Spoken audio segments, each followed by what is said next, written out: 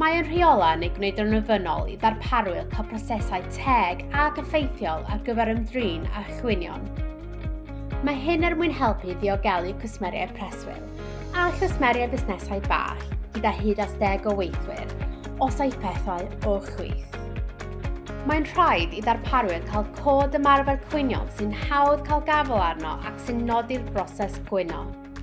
Rhaid iddo gynnwys manylion cyswllt eich darparwr ar gyfer gwneud cwyn, y camau bydd eich darparwr yn ei gymryd i ymchwilio, yr amserlennu eich darparwr geisiwch datrys eich cwyn, a beth allwch chi ei wneud os ydych chi'n parhau i fod yn anhapus gyda'r canlyniad, gan cynnwys yr opsiwn o ddefnyddio cynllun ADR, eich angen o Datrys Anghydfodau.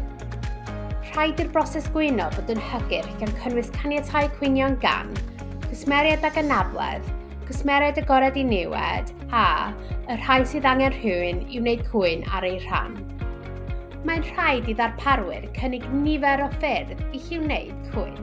Ffôn, i rhif sy'n naill rhad ag am ddim i'w ffonio, neu sy'n codi'r un gyfradd o galwad i rhif daearyddol, drwy'r post a e-bost neu ffurflen web.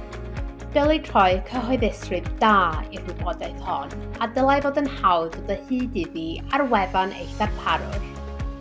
Pan fydd eich darparwr yn derbyn eich cwyn, mae angen iddo egluro y broses bydd yn ei dilyn i ymchwilio eich cwyn a yr amser ar gyfer cynnal ei ymchwiliad.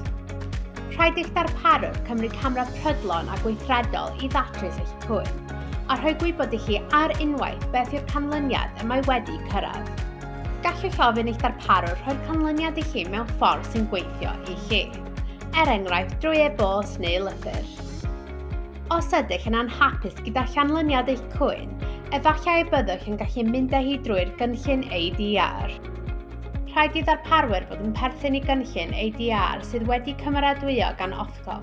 Gallwch ddefnyddio cynllun os yw'ch cwyn yn parhau heb ei datrys a mae 8 wythnos wedi mynd heibio, gan leihau i 6 wythnos o 8 o Ebrill 2026, ers i chi wneud eich cwyn cychwynnol eich darparwyr, neu nad ydych wedi llwyddo i ddod i gytundeb ac mae eich darparwr wedi rhoi ei benderfyniad derbynol, cyfeirir at o weithiau fel anghytundeb llwyr, deadlock.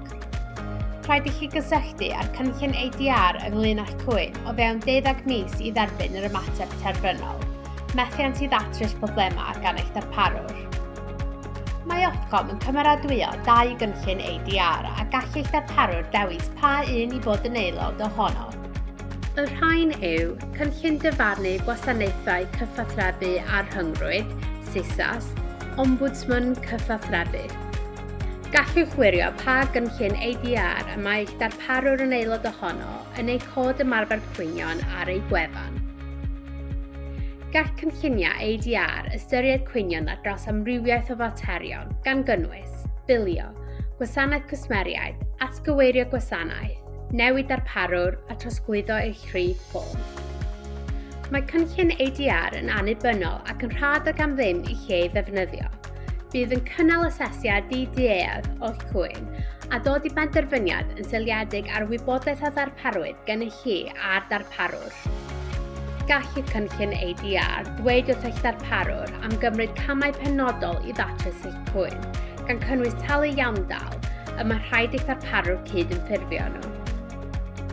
Am rhagor o wybodaeth am wneud cwyn a defnyddio cynllun ADR, mae cyngor ar ein gwefan www.ofcom.org.uk